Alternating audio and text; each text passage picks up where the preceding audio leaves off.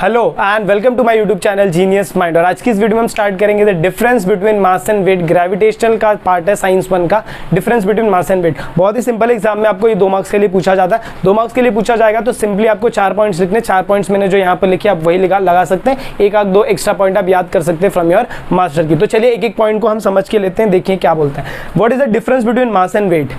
सिर्फ एक ही तुच्छा सा डिफरेंस है, बहुत छोटू सा डिफरेंस है। मास जो रहता है और जो वेट रहता है दोनों में सिर्फ एक चीज का फर्क है, जो अभी तक हम लोग इसके पहले वाले वीडियो में पढ़ते हैं, एक्सेलरेशन ड्यू टू ग्रेविटी का फर्क होता है। मास क्या होता है? देखिए, मास is the amount of matter present in the object. Mass is amount of matter, मतलब कोई भी ऑब्जेक्ट है तो इसके अंदर कितना मैटर प्रेजेंट है वो उसका क्या हो जाएगा? मास हो जाएगा। बट जब मैं वेट की बात करता हूं तो weight is amount of matter का वजन नहीं, वो तो खैर है ही, प्लस इसके साथ साथ इसको क्या कर रही है अर्थ की ग्रेविटी क्या कर रही है? इसे अपनी तरफ अट्रैक्ट कर रही है। तो कितने फोर्स से अट्रैक्ट कर रही है, वो सारे फोर्स को जब आप कैलकुलेट करोगे तो इसका क्या हो जाएगा? वेट हो जाएगा। अब आपको समझ में आ रहा है? मास मैंने बोला तो इसका वजन डायरेक्ट सिंपली, लेकिन अगर मैं इसके वेट की बात करूंगा तो आप इसके साथ साथ वो ग्रेविटेशनल फोर्स को भी क्या कर रहे हो? मल्टीप्लाई कर रहे हो। नेक्स्ट वैल्यू अगर देखें तो मास जो है इसका वैल्यू सेम रहने वाला है।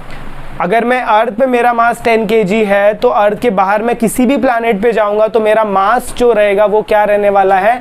10 kg ही रहने वाला है। बट अगर मैं वेट की बात करता हूँ, value is changing because it's depends on the acceleration due to gravity. अगर आपको ये फॉर्मूला दिख रहा है तो weight is equal to mg। Weight is nothing but your force, और ये mg पे डिपेंड करता है। मास तो आपका कांस्टेंट रहने वाला है, मतलब सारा का सारा वैल्यू किस पे डिपेंड कर रहा है? Weight is directly proportional to your G. As the G increases the weight will also increase. इनके बीच में कौन सा प्रोपोर्शन है? डायरेक्ट प्रोपोर्शन है। तो जैसे जैसे मैं जी के वैल्यू को इंक्रीज करूंगा वैसे वैसे मेरा डब्ल्यू का वैल्यू भी क्या होगा? इंक्रीज होगा। अगर मैं जी के वैल्यू को कम कर रहा हूं तो डब्ल्यू का वैल्यू भी क्या होगा? कम होगा। तो अगर आप अर्थ पे हैं, अर्थ पे ही अगर आप, हम लोग ने वेरिएशन वैल्यू ऑफ जी की, अगर आप अर्थ पे पोल पे चले जाओ तो वहां पर आपका वेट क्या हो जाएगा? पोल पे क्या रहता है? जी का वैल्यू ज्यादा रहता है कि कम रहता है? ज्यादा रहता है। अगर पोल पे जी का वैल्यू ज्यादा है तो आपका वेट भी क्या रहेगा? बहुत बढ़ जाएगा। तो समझो यहाँ पर आपका वेट 750, इसको मल्टीप्लाई करें तो वैल्यू देखो कितना आता है? 8 5 40, 0 4 9 5 45, 490, 49 न्यूटन आ रहा है।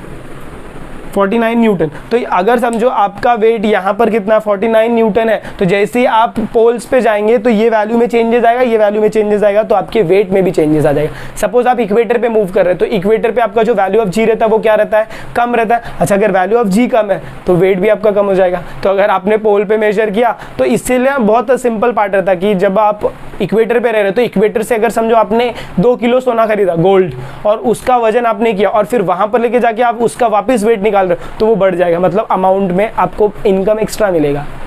इतना सारा चेंजेस एक छोटे से जी के वैल्यू की वजह से हो सकता है। नेक्स्ट पॉइंट देखते हैं, एसआई यूनिट। जब मैं मास की एसआई यूनिट की बात करूंगा तो वो क्या होता है? केजी। और सीजीएस की यूनिट की बात करूंगा तो वो क्या होता है? ग्राम होता है। वेराज जब मैं वेट की बात करता हूं तो SI unit is Newton and CGS unit is डायन। सीजीएस यूनिट दिया नहीं है, वो मैंने आपको एक्स्ट्रा दे दिया है क्योंकि कभी कभार अगर आपको एसआई यूनिट दिया न्यूटन तो आपको पता रहना चाहिए उसका सीजीएस यूनिट क्या होता है। नेक्स्ट पार्ट देखिए, it is a scalar quantity and weight is a vector quantity. Scalar quantity का मतलब क्या है कि ये जो बंदा है इसको सिर्फ मैग्नीट्यूड और यूनिट से मतलब है। मैग्नीट्यूड और यूनिट क्या होता है? देखिए, मैंने क्या बोला कि मास मेरा कितना है? 5 kg।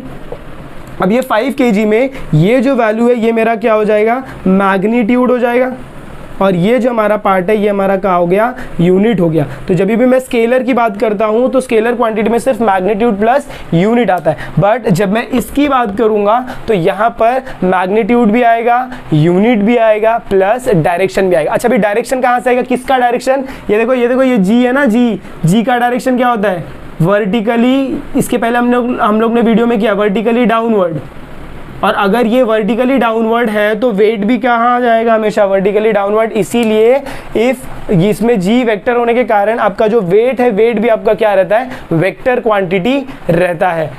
और अगर आप इसके बारे में और अगर मतलब पॉइंट्स को नोट डाउन करें तो आपका जो मास का जो वैल्यू है ये, अगर आप इनर्शिया, ये क्या मेजर करता है? इनर्शिया को मेजर करता है। जितना ज़्यादा इनर्शिया आपके बॉडी में रहेगा उतना ही ज़्यादा आपका क्या रहने वाला है? मास रहने वाला है। बट अब जब वेट को कंपेयर करते हैं तो ऐसा कुछ नहीं होता है। वेट और इसमें एक बात है कि आपका ये जो वैल्यू होता है ग्रेविटी का वैल्यू वो चेंज होता है, और अगर ग्रेविटी की वैल्यू चेंज हो रही है तो आपका जो वेट का वैल्यू है वो भी क्या होगा? चेंज होगा। और जैसे जैसे जैसे आप अर्थ के ऊपर मूव करते हैं तो अर्थ पे आपके वैल्यूज सेम नहीं रहते जी के, बताया मैंने। तो अगर आपके अर्थ के वैल्यूज के जी के वैल्यूज अर्थ के सरफेस पे सेम नहीं है तो वैसे ही आपका वेट भी अर्थ के सरफेस पे कांस्टेंट नहीं रहने वाला, चेंज होगा। वैराज जब आप मास की बात करेंगे तो मास आप अर्थ के किसी भी कोने में चले जाइए, आपका जो मास रहेगा वो सेम या फिर कांस्टेंट रहने वाला। इसके ऊपर जब सम पूछते हैं तो क्वेश्चन में दिया रहेगा the mass is 5 kg and the acceleration due to gravity is this, find weight on the surface of the earth at the pole. तो जब आप on the surface of the earth at the pole पे जा रहे हो तो पोल पे जो जी का वैल्यू रहेगा वो क्या रहेगा, आपका ज्यादा रहेगा। वैराज जो आपका मास है तो वो तो सेम ही रहने वाला है, तो मास के लिए आप सेम ही आंसर लिखेंगे, बट जब आप जी की बात करेंगे तो वहां पर आप अलग से वैल्यू को मल्टीप्लाई करके लिखेंगे। आई होप आपको ये मास एंड वेट समझ में आया। एक बार फटाफट देख लीजिए। Mass is the amount of matter present in the object, weight is force by which earth attracts the object, value is same everywhere, value is changing because it depends on acceleration due to gravity. SI unit is kg, CGS unit is gram, SI unit is newton, CGS unit is dyne. Last part it is a scalar quantity, it is a vector quantity. ये आपका formula हो जाएगा। आप ये भी लिख सकते हो, the mass depends only on magnitude and unit, whereas weight depends on magnitude, unit and direction, and the direction is of acceleration due to gravity। ये भी पार्ट आप उसमें ऐड कर सकते हो, और एक दो पॉइंट आप एक्स्ट्रा नोट से ऐड कर लीजिएगा। बहुत सिंपल पार्ट है, ज़्यादा उतना कुछ डिफिकल्ट नहीं था। अगर आपको वीडियो पसंद आए तो प्लीज़ वीडियो को ज़्यादा से ज़्यादा शेयर करें। चैनल पर नए हैं तो चैनल को सब्सक्राइब करना ना भूलें। मिलते हैं अगली वीडियो में, तब तक के लिए have a good day and take care.